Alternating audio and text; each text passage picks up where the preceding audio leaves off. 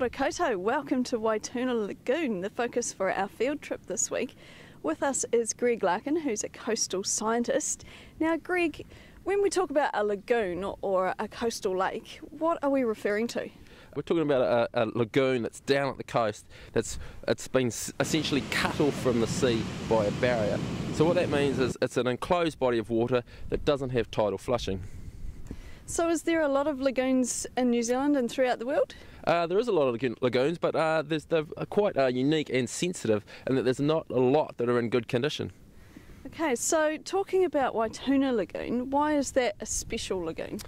So Waituna is special because it's a Ramsar site. So Ramsar was an international treaty that was signed in 1976, and it was just essentially looking at wetlands of international significance.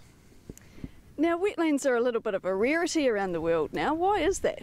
Well, there's lots of different pressures. One of the first ones is human habitation and also agriculture. So for places like Waituna, we've got a lot of agriculture in the catchment. We've seen a lot of drainage, and more added onto that, we've also got the agricultural pressure of lots and lots of animals.